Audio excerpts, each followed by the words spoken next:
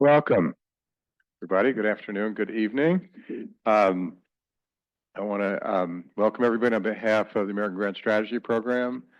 I'm Professor Bruce Jentleson, professor here in the Sanford School and the Political Science Department. Before I introduce our speaker, I want to mention a couple of AGS upcoming events. On March 4th, which is next Tuesday, at 1:30 downstairs in Sanford 04, there's a co-sponsored conversation about treaties and governance in extraterritorial areas from the Antarctic to the moon with Evan Bloom, who's a polar expert lawyer, former senior diplomat, and currently global fellow at the Wilson Center, Wilson Center's Polar Institute. And the next day, Wednesday, March 5th at 4:30, over in the Rubenstein Library on main campus, 153, the Holstein Anderson Room, there's another co-sponsored event discussing climate as a threat multiplier, hosted by the Duke Climate Cafes. That's all for AGS, but then on Saturday, March 8th, there's the grandest of strategies, a true deep blue American one, which is about beating UNC, right? And you're off on spring break. So I'm really very pleased on behalf of Duke and AGS and myself to welcome someone who's a really greatly valued colleague and friend of many years, Dr. Dafna Hochman Rand, for her talk tonight entitled, "Will the Rules-Based International Order Survive the Current Era of Competitive Nationalism?" And this is a topic that obviously has been in part spurred by the current administration, the Trump administration, but it really goes deeper than that. It's not just about what's been going on over the last month or so. And we'll get into it in a more fundamental sense about what do we mean by rules-based order, and what's the U.S. record on this in past years as well. And I think it's important to do that, and it's a conversation we'd have even if the 2024 election had come out differently. But it's important to have those conversations about deal with the immediate challenges, but also, especially for those of your students, to really sort of dig a little deeper and get at some more of the analytic dimensions of this. And Dr. Rand is a great person to have engaged with this topic. Until January 2025, she was Assistant Secretary of State for Democracy, Human Rights, and Labor, which in the State Department acronyms is DRL, Democracy, Rights, and Labor. She served in a number of other roles in the State Department, including in the Biden administration as Director of Foreign Assistance. Back in the Obama administration, was Deputy Assistant Secretary of State for Democracy, Human Rights, and Labor, served on the NSC, and was a member of the policy planning staff for Secretary Clinton, where we were colleagues and worked together for a couple of years back in 2009, 2011. In 2017, 2021, she served as Vice President of Policy and Research for Mercy Corps, which is an NGO working in 40 different countries supporting communities in need. And she also, in the think tank world, was Director of Studies to the Center for New American Security, worked on the Hill as a professional staff member of the Senate Select Committee on Intelligence, also for then Senator Frank Lautenberg from New Jersey as a foreign policy aide. She has her PhD from Columbia University, or BA from Harvard, and one of the areas she's worked a lot on through her scholarly work and also her policy work has been the questions of international security and democratic reform in the Middle East and North Africa. So please join me in welcoming Dafna Rand.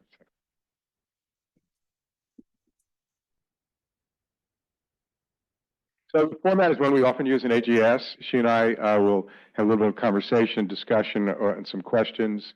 We'll watch the clock and we'll open it up for you so that you have time to pose questions to her as well. So we always like to start, Dafna, with a question about you and your career, right? Especially for students. I mean, even going back to your student days and since, how you got to where you are, positions and roles along the way, kind of key choices you've made and the like, as you've sort of navigated these waters, and many of our students will start to think about that. So give us a little sense of your own intellectual and professional bio here.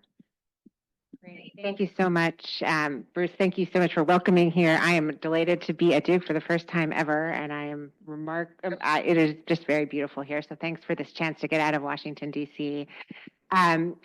So I talked to some students earlier today, and this question came up. And the best way I phrase how I have thought about my career and the pivots and the choices is to answer and ask the question, what intellectual challenges are keeping me up at night? And I have asked that question of myself on and off for the past 25 years, maybe earlier, since I was a college student. And then alongside it, what intellectual and ethical puzzles do I really want to solve?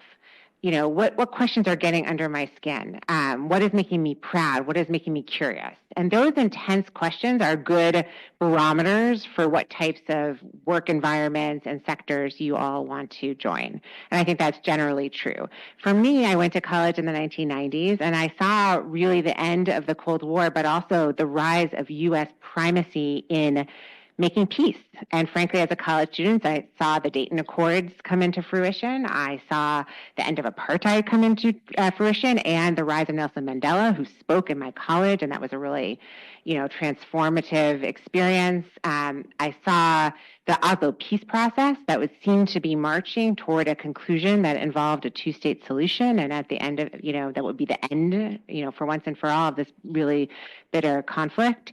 So in all of this, I was driven, what kept me up at night is how do we make sure that U.S. power, which at the time was at its real high peak, and I had no historical comparison, but I sensed it, could be deployed positively in an impactful way. And that was a question and remains a question that keeps me up at night, and one that has been a through line over the past 25 years as I've worked in Washington and the different branches of government and inside and outside of U.S. foreign policy from the NGO perspective.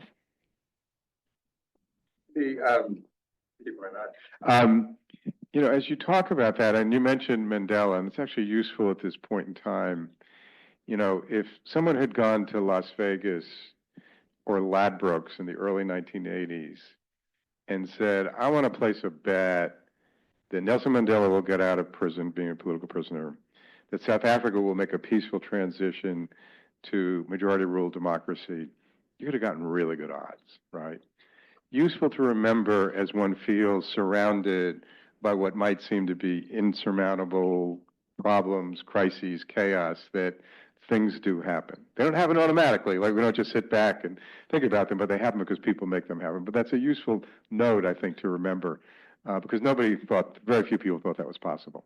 The portfolios you've had with Assistant Secretary of State for Human Rights and Democracy, and also Deputy Assistant Secretary in that in the Obama administration, complicated portfolios. You have to not only deal with other priorities in American foreign policy, in relations with countries where we have security interests. So maybe give us a sense of how you've thought about that, or about what some of the things you feel proud of, where progress was made, and maybe some of the really difficult issues that were that didn't necessarily come out as well as you would have liked. Great. So I have taken on these jobs in the State Department where I get to play the role of diplomatic and nice red teamer, if you know that term, the person who dissents the office that gets to question the assumptions behind the thinking. I have temperamentally and personally enjoyed that, but certainly working on human rights and democracy as one of those positions is institutionally and legislatively, that bureau is there to ask those questions of, is our foreign policy living up to the highest ideals of our founding as a country? And certainly the goal of U.S. foreign policy and national security is to protect America and Americans, and certainly our national interests often does not include the promotion of these ideals, how people are represented, whether elections take place, the degree of corruption. But often we have found, and I would posit that this is more and more true every year, the interconnection, the sort of synthesis, the nexus between what's happening domestically around the world. So how the governing are treating the governed, what kind of social compacts are happening, how the aspirations of the people are met or not met, that is increasingly tied to U.S. national security. And we see this everywhere, but we saw this most in a very pronounced way, I would say, in 2014 in the Maidan Square uprising. I think it's useful to remember that some of the story of Ukraine started with a group of regular Ukrainians demonstrating because they really wanted to join the West and had aspirations of Western leaning for Ukraine, and those aspirations were not being met by their governed, and so there was demonstrations, right? And that is how part of this started. There's other parts of the story, but this intersection between how human rights are violated or protected, how people are legitimately able to express themselves does have national security implications. But there are times when there is a perceived clash between doing what would advance the rights of the people and what we perceive to be in the United States' national security interests. And in those situations, I've always found that there's really complex arguments to be made. Often you're in a position where you lose those arguments, and foreign policy is really a debating society. When it's done right at the State Department, it's a bunch of hypotheses that are articulated, and you're trying to hash out which hypothesis really has the most evidence behind it and which will yield the best results. Again, for U.S. interests, for our security, for our prosperity. I have long felt, again, that there's so much creative integration between these issues that I've worked on and how well America does, where the markets are for American trading, which reliable security partners will endure over the long term. So this is not just as black and white as a realism versus liberal argument, but there's an interplay that's going on in every country in many different ways. So one of the criticisms often made of the U.S. on this in this area is that we're stronger in our advocacy of democracy and human rights for the Chinas, Irans, North Koreas, Cubas of the world, in which our security interests kind of intersect, than we are with Egypt after the non-coup back, or Saudi Arabia, or even a country like India and the like. And I'm sure you've heard that criticism. What's your response to that one? I think that's a fair critique. I think it's easier to use our public, especially bully pulpit, when we're already beating up on these adversaries publicly on other issues. So if we're already complaining about China exploiting, trade laws, or if we're already complaining about Chinese belligerence in the Taiwan Straits, it's almost easier in our foreign policy apparatus to also publicly critique the human rights abuses. But sometimes we often use private diplomacy for some of these closer partners. And in an ideal world, maybe we would say, and this could be again a hypothesis, that we would move these governments more if they're close security partners if we spoke privately rather than publicly to talk about, for example, both in Egypt and Saudi Arabia and even in India, the increasing incarceration of political opposition and the shutdowns for civil society and freedom of association. So that's one of the theories, that we just speak often more privately. And so sometimes that's true, and sometimes that's just an excuse that we give. But it is true that it is harder for us as diplomats when we're in this tight, close relationship where we feel that we have so many equities across the economic and security domains. We often tie ourselves up in knots and want to sort of ignore or diminish our concerns about what's happening domestically. And again, my perspective has always been is that's understandable. We are pursuing national interests. That is our job here. But beware, when we forget those issues, they come back and they inevitably, ultimately could impact those predominant national security or economic interests. And, you had that experience working for Mercy Corps as an NGO and working on a lot of these issues, humanitarian issues and others. Good for people to think about the role of NGOs and things. And, your approach on those issues, what ways was it different when you were working from an NGO perspective? Remember you were doing some work in Syria and elsewhere. A little bit about that NGO perspective on these issues.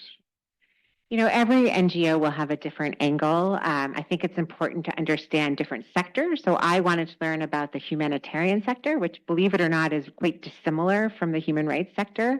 The humanitarian sector is it was built by the rules-based liberal order after 1945 as a way to distribute aid to those in need, to give life-saving aid, food, medical care, water, sanitation. And I didn't know very much about this world, even though I had worked on human rights.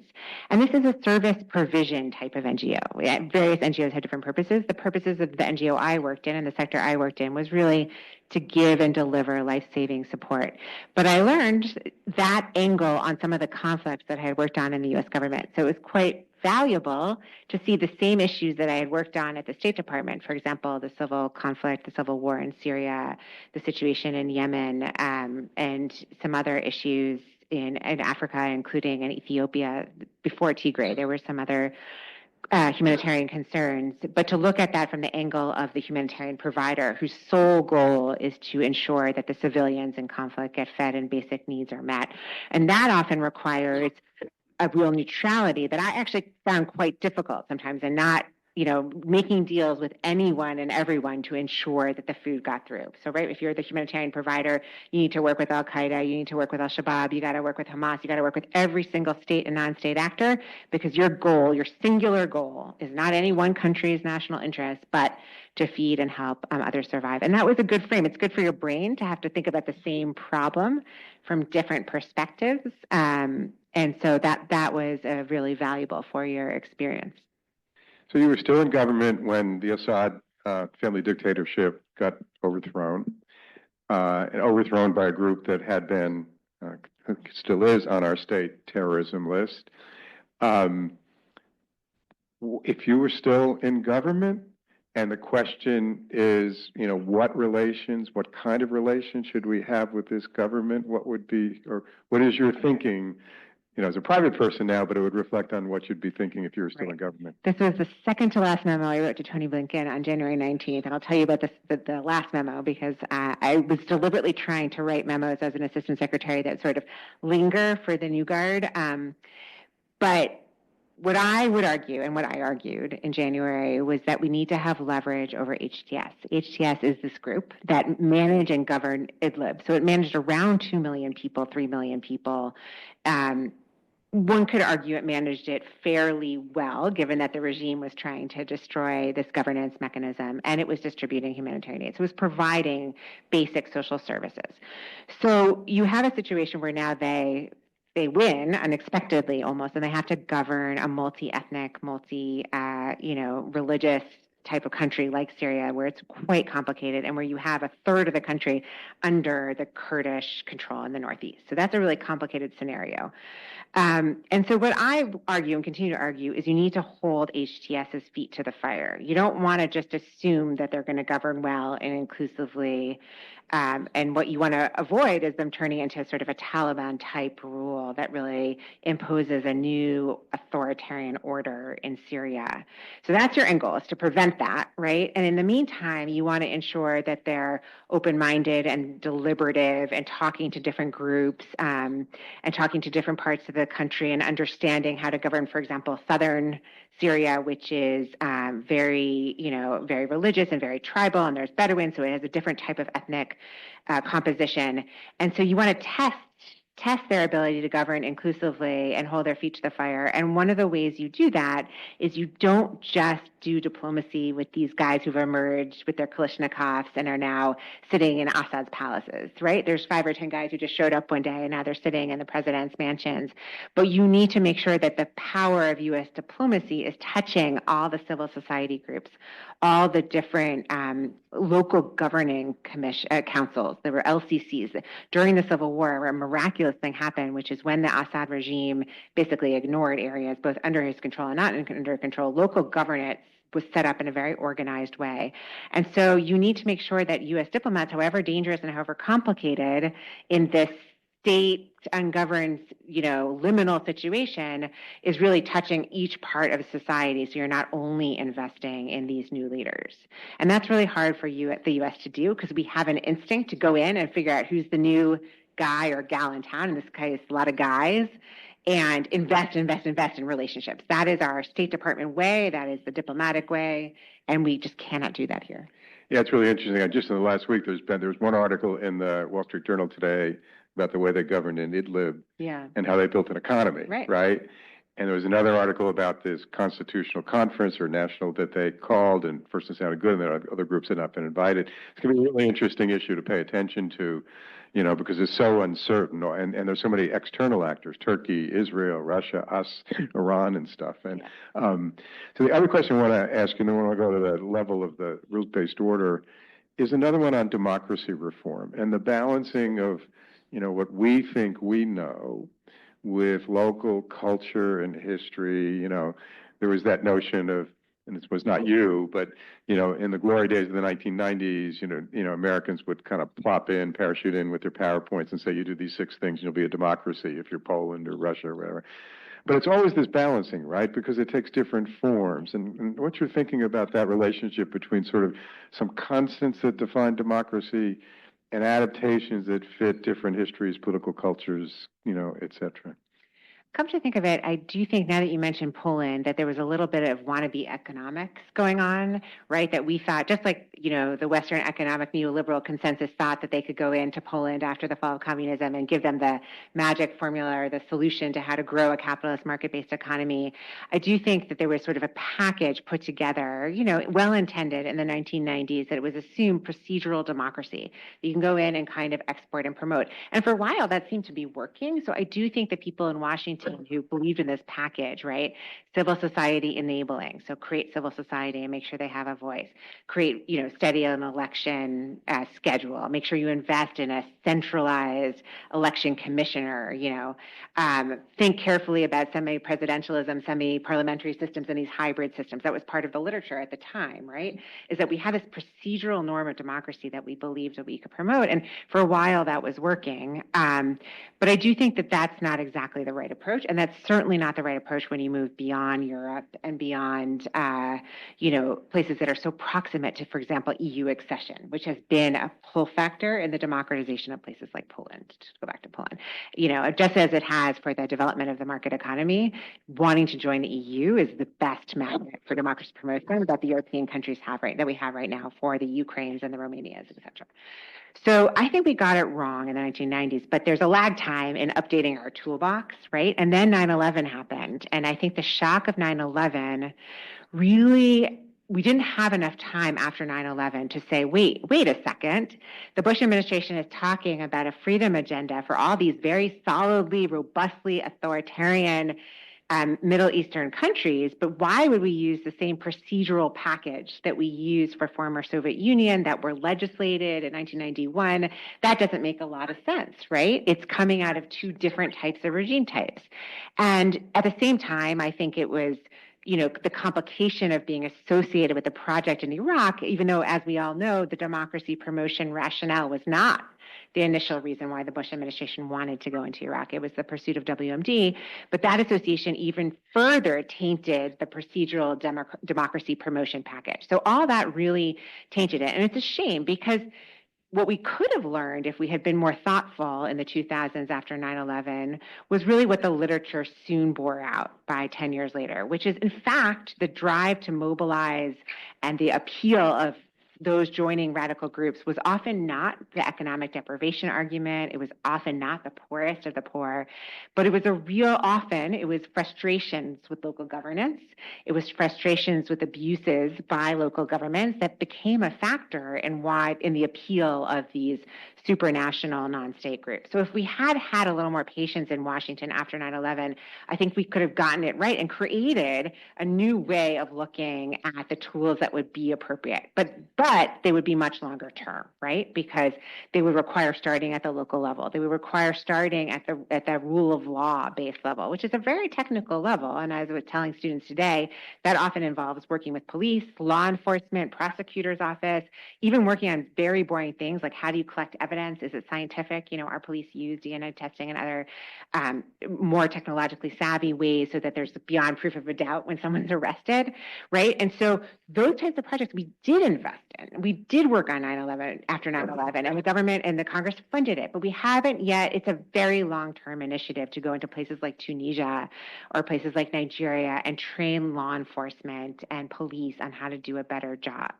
We did it also because it was part of our counterterrorism approach, right? There was a building partnership capacity, an idea that we would partner with local security services operationally to counter terrorism. But we also did it because it was the way to achieve long-term sustainable security ends.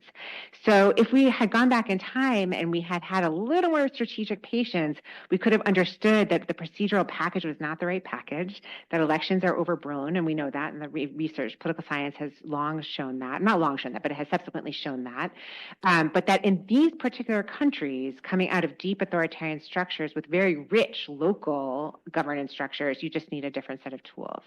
And so, I'm an optimist. We have set those tools in motion. Unfortunately, the foreign assistance cuts of the past month have cut them down, but we had until January mass foreign assistance programs at DOJ, at even DHS, and this is something I wrote about right away, was does the Trump administration know that we have foreign assistance at the Customs and Border Protection Agency, because you need to use foreign assistance to work abroad to train other Customs and Border Protection agencies around the world, right?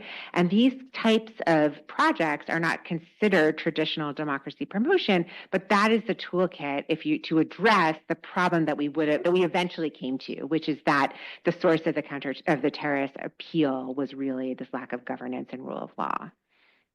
I want to pull out, just made two references, one to the literature, the other to political science, and I just want to take that for a second with my professor hat on, because I think it's really important for students to know that there is a relationship between what you study and what you do in policy, that, there's a lot of interrelationship between much of, well, at least by some of the work in the academic world. I know, and it's been a signature of Dafna's career when we worked together, and I've known her, to really be able to say, what are some concepts, what are some ideas, and how do you operationalize them? And it's not, and you get a sort of a synergy between those. And I know that from my oown work. I think Professor Fever would say the same. And it's important as you study these things, whether as an undergraduate or graduate, that there's very important interconnections between what we study and what we do. It's not, those connections aren't always made, but when they're made, it's very, very, very rich. And I think you would, I think much of what you've done sort of speaks to that in your own work.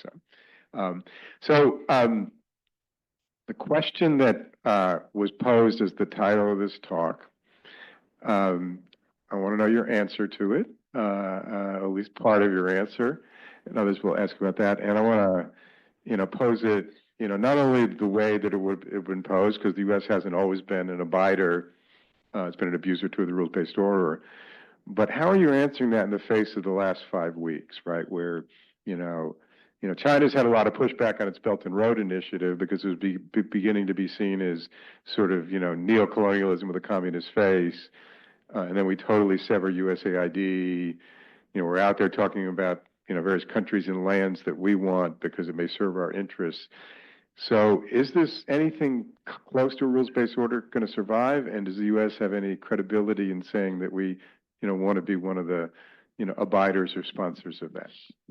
Okay, so I know you all want a yes or no answer to this question that I've dragged you here on a rainy Thursday night to discuss.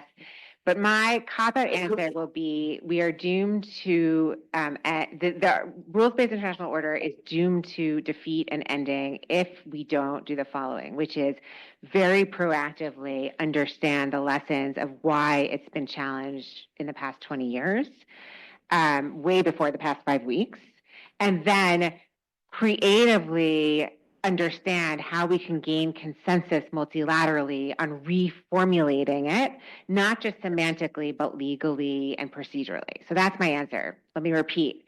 It is doomed for defeat. It is headed to the trash bins of history if we don't proactively, and I say we as academia, NGOs, think tanks, it doesn't have to be the current US government. It has to be people who are thinking about this. If we don't first understand why the past 20 years were so challenging for this rules-based international order, and then proactively select areas where we want to retain, rehabilitate, and recreate. And so what I thought I would do is talk a little bit about why the rules-based international order, we're just waking up right now to the fact that the past 20 years have put so much tension on it in a way that we weren't quite aware of. Because I do think in retrospect, it seems quite obvious, but I don't think as we live through this time, and I can say this personally, because I've been working on US foreign policy in the US government since 2002 on and off, when I was in the US Senate for the first time, we didn't quite realize how much tension our changing world was placing on the post-1945 rules. And I say this first with a historical caveat that it seemed to hold up. The post-1945 arrangement, and I'm going to talk about what it is. I want to define what it is. In the 11 years or so between 1990 and 1989, the events at the end of the fall of the Berlin Wall and 9/11, in the sense that, as I discussed, it helped and gave a cover for the unipolar moment of the 1990s, the era of U.S. leadership, U.S. primacy, the peaceful transition into the former Soviet Union states, and the transition out of communism, which in fact could have been quite bloody, quite messy, and quite fraught, but ended up with some degree of security with a NATO that was intact. And there was an order and playbook and rationale for how to exit out of communism that I think we all celebrated because of the rule-based international order. Here's how migration works. Here's how economic aid works. Here's how, when and how you join multilateral organizations works, right? There were just rules for how you can manage the transition from a bipolar to unipolar order. So I think we all congratulated ourselves and said, oh, this must be a set of rules and a set of assumptions that can be intact regardless of what tectonic shifts are happening. But in 9/11, and then subsequently, the past 20 years have really challenged the concept. The first thing I would say is the rise of non-state actors, including and especially terrorist groups, have challenged all the parts of the rules-based international order because states are equivalent entities, right? So you're making agreements and arrangements among equivalent entities, whereas the growth of non-state actors really did challenge some of these rules, and I'm going to tell you why. But Republicans and Democrats, I think in the post-9/11 moment, did not really consider how the rise of non-state actors would really challenge and create inconsistencies. And I'll give you two examples. Right after 9/11 at the UN, there was an immediate rise to define terrorism. And it was problematic. And there was this famous, expression, one man's terrorist, another man freedom fighter. So there were debates about definitions and semantics and, do we have international law that could handle something like terrorism? But there was a sense that UN sanctions could help against some of these bad guy terrorists. There was a sense that the FATF, which is something we set up in the U.S. government in post-2000, so the Financial Action Task Force became the way we followed the money trail of al-Qaeda, right? And this became a success. So Republicans and Democrats said, aha, if we work together, if we use the international banking system, if we use international norms about how you share information, both intelligence and financial information, we can get the bad guys through the transactions of money. I'm giving you just a few examples from the security space just to make my point, but no one really understood why these institutions could be challenged by non-state actors. The other thing that has challenged it exponentially is the rise of civil conflicts that don't end, right? Wars used to end. In the past 20 years, a lot of our wars don't end. There's a lot of research on this, and a lot of our friends are working on why, but part of the reason it seems is that the wars that are happening are within states often, and they're about the nature of who owns the state. So there's civil conflicts in various permutations, but if you're living in Darfur, you've now lived through two brutal civil conflicts in the past 20 years, right? So these conflicts that are not ending. So that's another real pressure on the rules-based international order. Whereas when it was designed with the thinking and the model of ending intrastate wars, right? And then the third challenge is the most obvious one, which is the rise of disinformation, social media. One man's truth is another woman's untruth. So this idea of international norms is predicated essentially on all having a baseline foundation of understanding what is happening in the world. And certainly we know in the past 10 years at least that has fractured. So let me break this down one step further and say, I want to go through 5 different elements of the rules-based international order to make my point. But before I say that, I want to give credit to Republicans. And again, whenever I speak publicly, I want to make sure you know that I think there was a lot of really good work done in the past 20 years. For example, under the first Trump administration, policy planning, which was the office where Bruce and I served, understood how the human rights, the Universal Declaration of Human Rights, which was the post-1945 Eleanor Roosevelt Universal Declaration that was part of the UN Charter in the very beginning. It was actually, I think, signed in 1949, there was some wear and tear. So under Peter Berkowitz and policy planning, they created a commission to study, this is the Trump administration's policy planning, to study and try to update with a commission on inalienable rights. Now, I don't agree with a lot of that, but at least there was an effort to understand how the politics of the time required a requisite updating of a 1949 definition of rights, right? So I want to give credit where credit is due, that the groups that have both failed and succeeded to update some of the rules-based international order have not been solely from one party. Okay, principle number one is on all of our minds. Principle number one on the rules-based international order is that well-off countries are obligated or want to help those who are well-off. That is inherent in the rule-based international order, that strong countries help weak countries. That is part of NATO, right? The idea that we would go into a collective security arrangement with countries like Estonia and countries like Lithuania who are far, far weaker than us. It is the idea that it is okay for strong and powerful countries to help weaker countries. And again, this might sound obvious, but it's not, right? That's being contested, this question of whether weak countries should be helped by us and by other powerful countries. Foreign aid is from the same principle. Strong, rich countries have an obligation to help poorer countries. Just because we developed 250 years or 200 years ago economically, and we have the highest GDP in the world, doesn't mean we hold it and retain it, but we have an obligation to help other countries develop.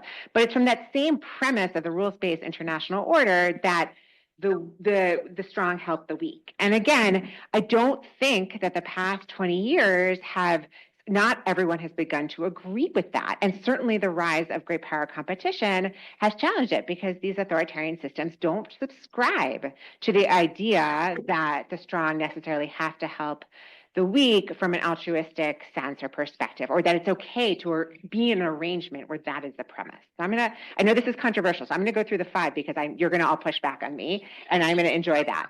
So number 2 is how people move across borders. And again, this is not an exhaustive list, but these are principles of the post-1945 assumptions that I think have changed and that we haven't successfully updated. The asylum law that has caused so much trouble in our politics was a post-1945, post-World War II understanding of that if there were people in real desperate need, future people fleeing a future Hitler, how they would be taken in and protected if returning home would cause them to be killed or harmed. That is where the asylee law came into being. It was not intended for economic migration. And is this tension, right? There wasn't as much economic migration 70, 60, 50, 30 years ago. The rise of economic migration has been much more recent. And so that has put a real strain on this asylee law, right? Because where countries are trying to use it or trying to preserve it and trying to adhere to it, all the while managing those who could be both asylees and economic migrants, which are 2 different categories. This law needs to be updated. That is my strong view, and I think a lot of Republicans would agree with me. Immigration also is part of this. The talent mobility part of immigration, that's part of the rules-based international order. It's less prescribed as the asylee law is, which is, part of international humanitarian law. But the rules-based international system does not allow for all this talent-based mobility, and migration has been a resulting tension point in the rules-based international order. Principle 3, and this one obviously has been contested, is you cannot attack a sovereign state without consequences. Well, we have a UN Security Council that's supposed to act. It hasn't acted. And it hasn't acted again and again and again, and it has been politicized because of the veto power of many members.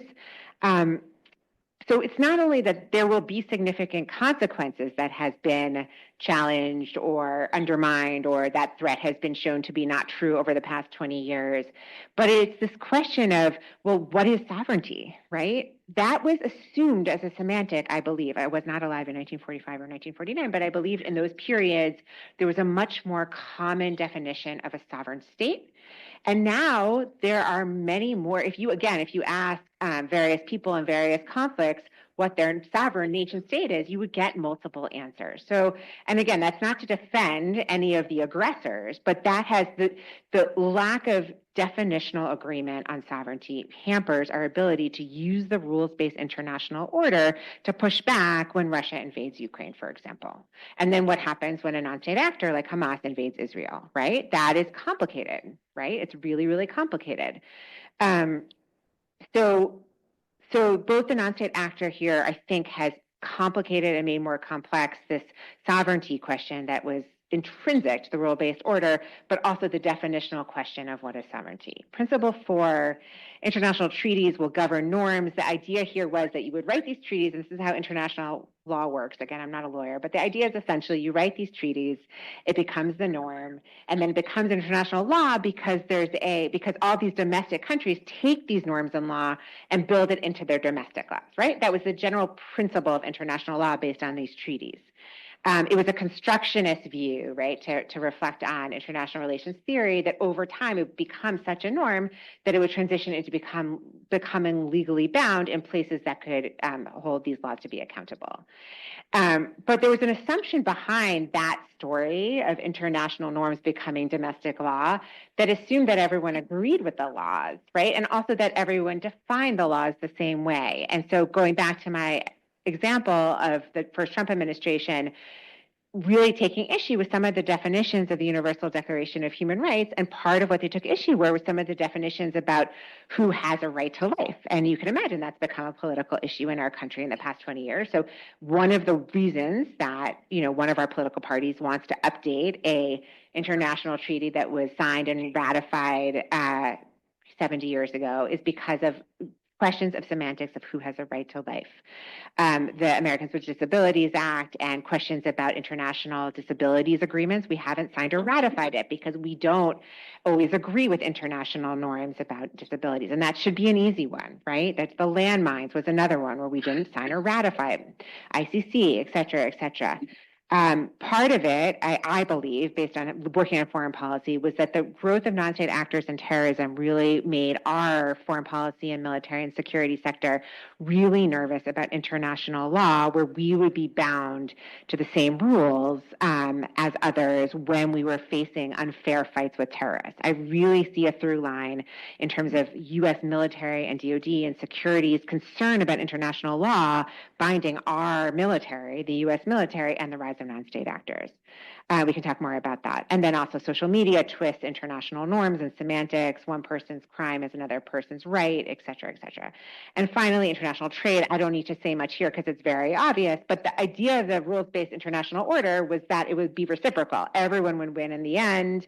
It just makes good sense. Not every country produces everything. Labor is cheaper here than there. Not all minerals are found everywhere. Not all industries are found everywhere. But we have found that our technologies are not equally divided, and we have found that people just do not agree on that principle that trading equally in the end with patience makes everyone win. So I looked up there. I gave you 5 parts of the rules-based international order. I would love your feedback on which of these you think stays sacrosanct, stays preserved, needs updating, is OBE, and which we should just jettison altogether.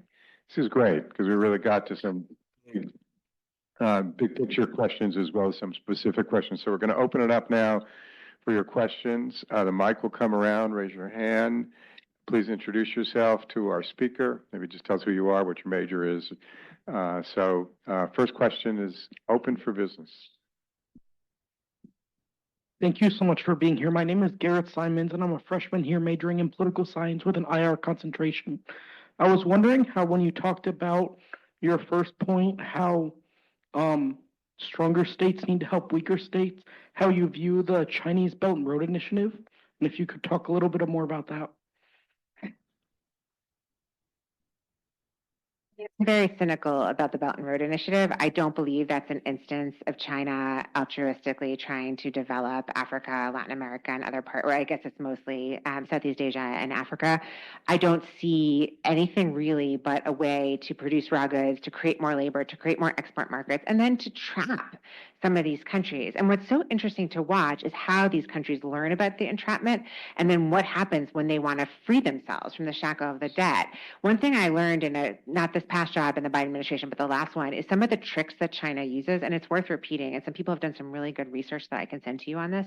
They create, so the IMF or international laws on financial loans has a certain amount of money under which you do not have to disclose the terms of the loan internationally. So China always does a loan with like Zambia or Malawi or one of these countries under that principle so that it's not made public to the publics of those countries what are the terms of the deal. But if it was like $1 more or $10 more, it would be forced to be public according to IMF or IFC rules. That's just sneaky, right? They don't want the people in these countries, or even sometimes the parliamentarians in the countries, to know what deal they're making with the Minister of Technology or Energy or Finance. And that's just one example that shows the deviousness.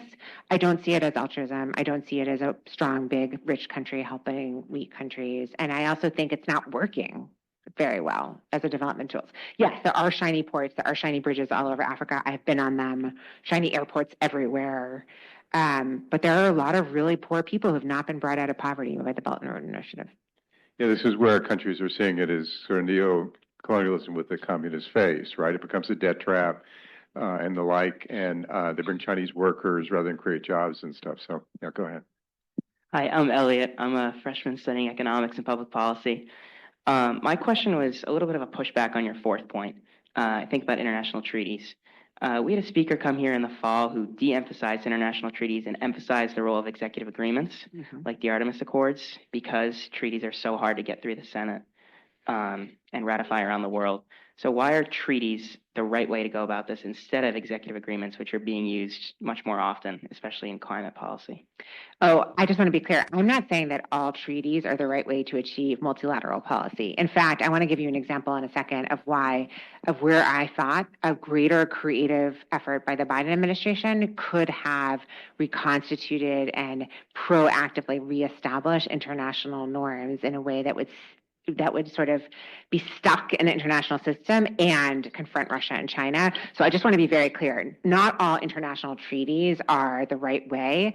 I'm just making the observation that the factors I have listed have degraded the utility, but also the effects of international treaties. Countries are not abiding by them as much, right? Including us.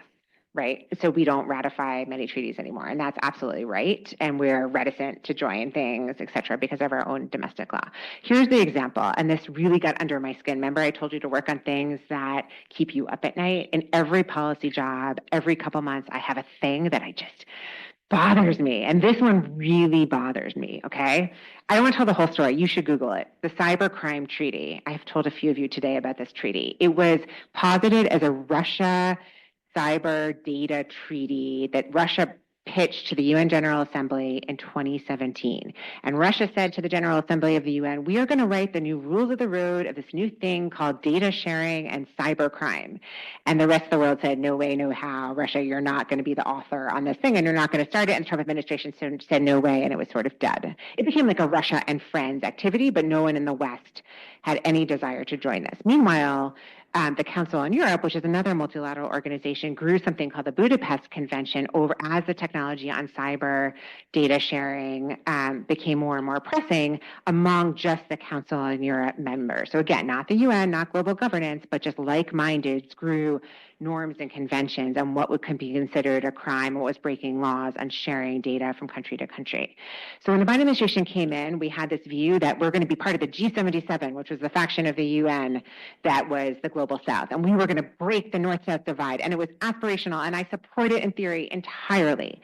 And it begs the question, what if this North-South divide is being used and exploited by Russia and China for them to get the upper hand in bodies like the UN, right? And I saw a lot of that, right? Where they were using the proxies in the G77. The G70, there's groupings at the UN for people who are not familiar, which is voting blocks. And G77 is essentially poor states, developing world states that like to vote as a bloc for what they perceive to be developing states' interests. Okay, so we had the direction at the State Department that we were going to engage with the UN and with this mandate, right? But it really begged the question, how and under what terms and under what principles?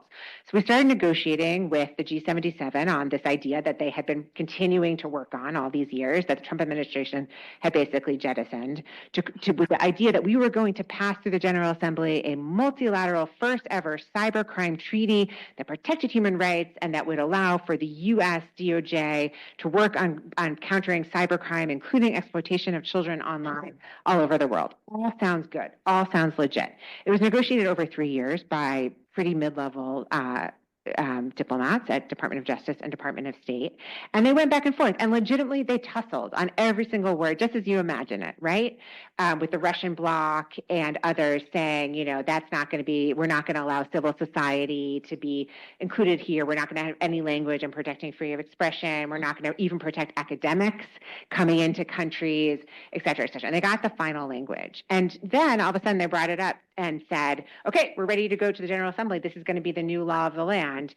And there were serious problems. We had met Russia halfway. Russia now could point to international law and say, aha, I'm going to arrest that IBM researcher because he's in my country. And per international law, he's not abiding by this language and this language that I have deliberately stuck in here so I can arrest and seize data from your IBM guy, right? So it was not only a commercial concern for U.S. tech companies, but also a human rights concern.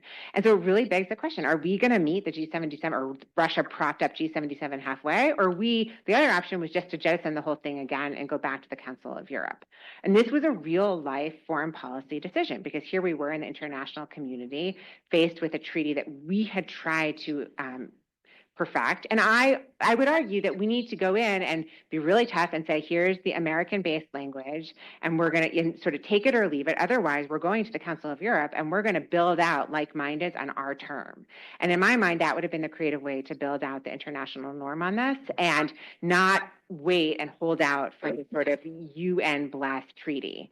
I really hope I'm wrong. I hope this treaty goes through and is ratified and goes into domestic law and really helps people who are being exploited online, but I have really real deep concerns that Russia and friends have sort of used us and taken advantage of our desire to be multilateralists. Sorry for the long answer. Hi, my name is Stanley Borden. I'm a senior. I'm studying computer science and bioinformatics. My question had a lot to do with the idea of nation building and or nation assistance. So it touches on the first point that you mentioned of the international order.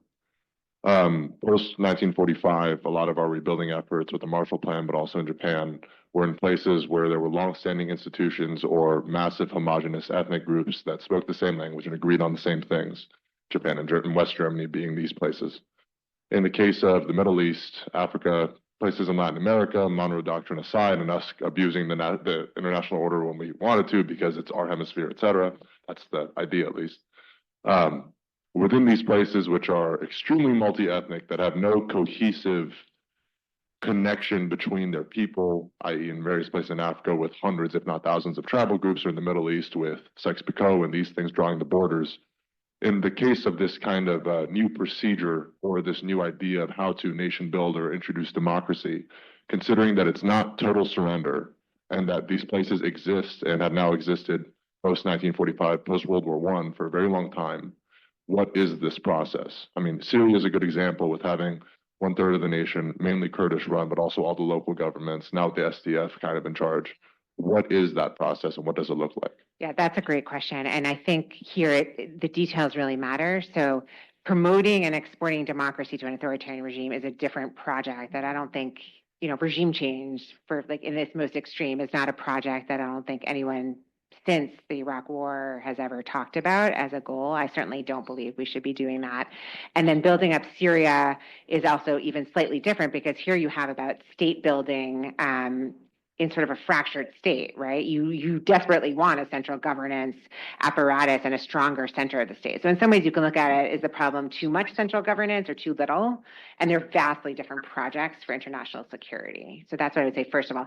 And then second of all, I don't think over time anyone realistically has wanted to topple authoritarian regimes. There's some in the current administration or in the first Trump administration who talked about regime change in Venezuela and Iran. Certainly in the Biden administration and in the Obama administration, that was not our approach. And so the better frame for it of what those who would argue was to use U.S. power and U.S. influence and U.S. diplomacy to promote a more gradual introduction of basic rights into a system as a way to ensure stability, to enable representation, both because it's the right thing to do and because we really believed, and we saw evidence of the theory, that if you squashed people's aspirations, you would be creating or sustaining the seed of a future security problem. So that's essentially what, I guess, democracy promotion or the promotion of these things has taken form in at least the past 15 years since the Bush administration. So I see one straight back there. I got a couple in the back. Yeah. Two of them. Yeah. You too. Okay. Thank you so much. My name is Ian Hitchcock. I'm an alumni here at Sanford, Master of Public Policy program. And while I understand and share that a lot of the impetus behind this talk comes from the Trump administration's actions on human rights and international development, I wonder if there are ways in which actions that the Biden administration took, particularly, perceived or otherwise, around the issues of human rights in Gaza. And just would love your reflections on how having the United States be, supposedly promoting universal human rights while continuing to provide weapons that in many cases undermine people's ability to live, let alone exercise rights, just kind of how that interplay affected this kind of broader conversation about the future of the rules-based order. Yeah, it's a very fair question. And for the last year and a half, I think most people in the Biden administration shied away from talking publicly about human rights promotion as any part of our foreign policy because of the fair concern that there would be seen as inconsistent or, hypocritical even. And certainly at places like the UN, it was often rhetorically used. So, for example, there was one day last fall where we wanted to have a Sudan resolution at the UN, and it seemed like non-controversial to pass a resolution about the terrible war in Sudan, the civil war, and the impediments to international humanitarian aid. And there was just an effort to link that to Gaza and to tie the two so that, it was vetoed and it was used sort of almost as like a threat that there'd be no action on Sudan if we didn't work on a Gaza resolution. So that was a really, it has, and I think the answer to your question, it's absolutely legitimate to question what the Biden administration did to protect civilians in Gaza and why.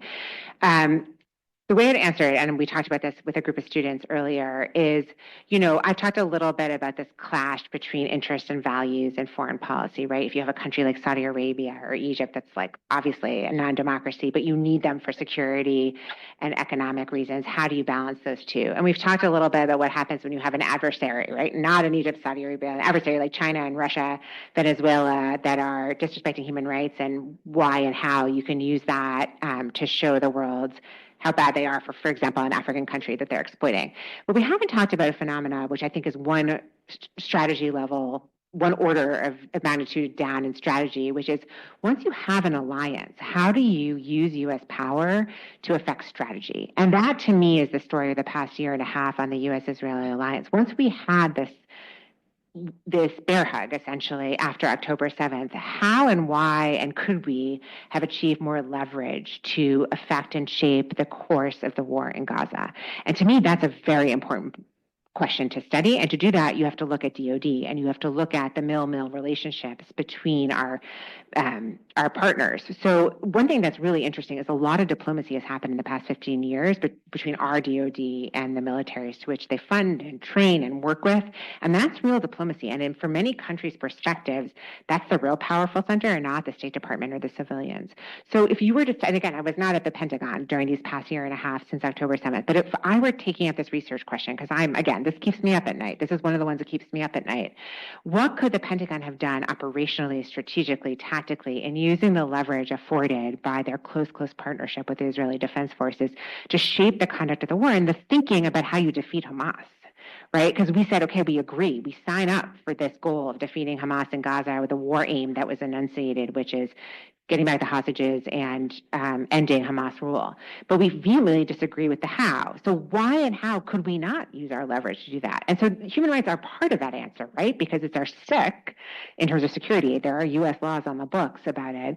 But to me, this is a real right question of, was DOD to enact. One theory is that the IDF was perceived to be better than our military at fighting this kind of urban warfare. So we didn't feel in a position that we could give advice. But I don't really buy it. And I'd want to talk to like JSOC and other folks here at is it still called Fort Bragg? What's it called? Fort Liberty. Okay.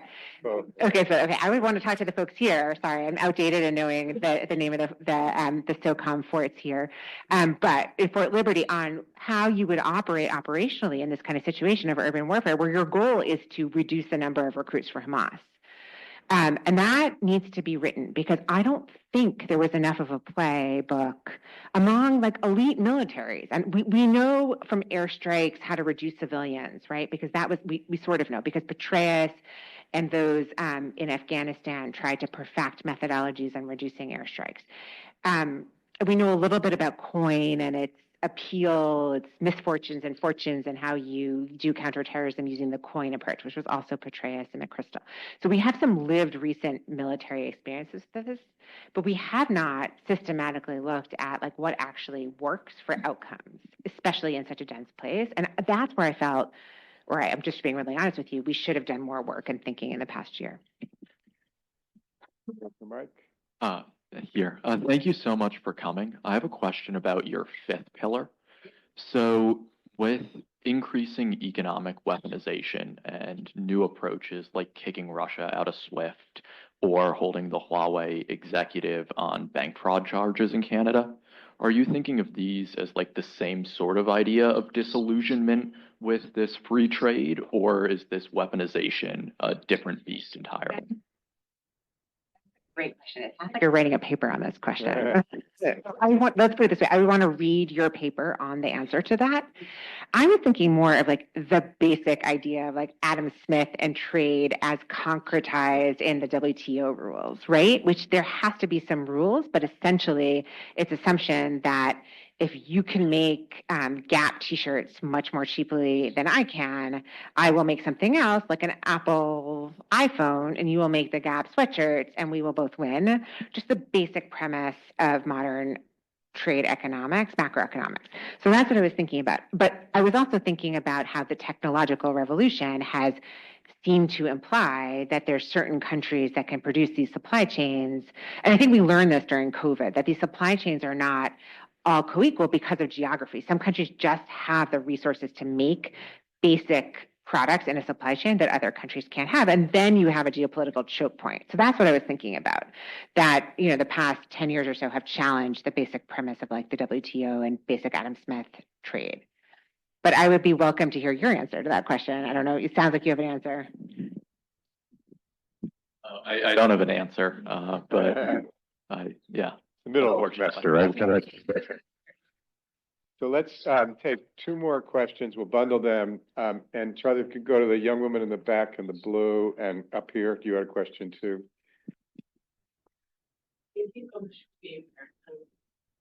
Can you hear me now? Oh, wow. Okay, cool. Hi, I'm Laurel. I'm a senior. Thank you so much for being here. I wanted to pick up on this discussion of like altruism in relation to Pillar 1.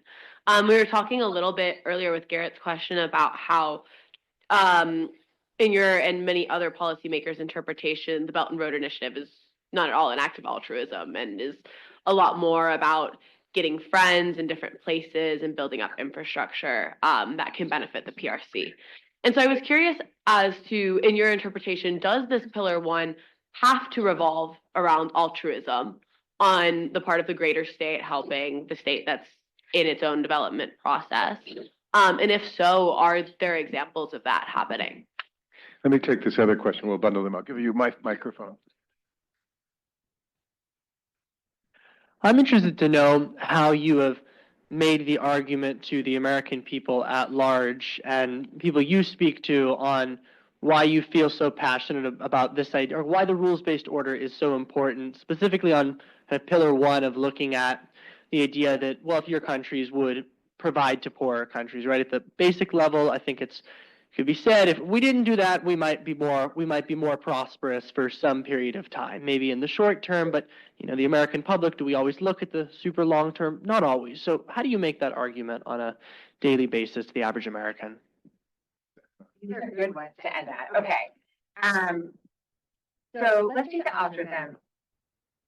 Let's take the altruism one first, because I do think that the cutting of the foreign aid of the past 5 weeks really brings this issue up in a real practical way, which is, what is the obligation of rich states to give foreign aid? Again, first of all, it's only 1% of our GDP, or was only 1% of our GDP, which is a lower percentage than other Western countries. So until recently, the UK was paying like 2.6% of its GDP, right? Because it's a smaller GDP overall, but a greater percentage. So Americans wildly overestimate how much foreign aid we give. When polled, they will often say between 25 and 30%, right? So that's a reflection politically of how much Americans think we're giving and more compared to what we're actually giving.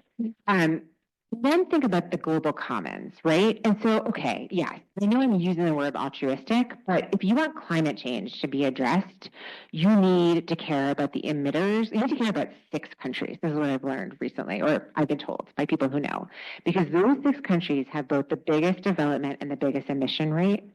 And they are the poorest, so that they're not able to invest in the greener technologies that would limit the emissions. Okay, so if you care about the future of reaching the 1.5 or whatever rate, you need to help give money quickly, really, really quickly, to those 6 countries so they can quickly green their technologies. And I'm using the climate example, I think, deliberately, because it's not altruism. We want to end climate change, but it is a global good and a global problem.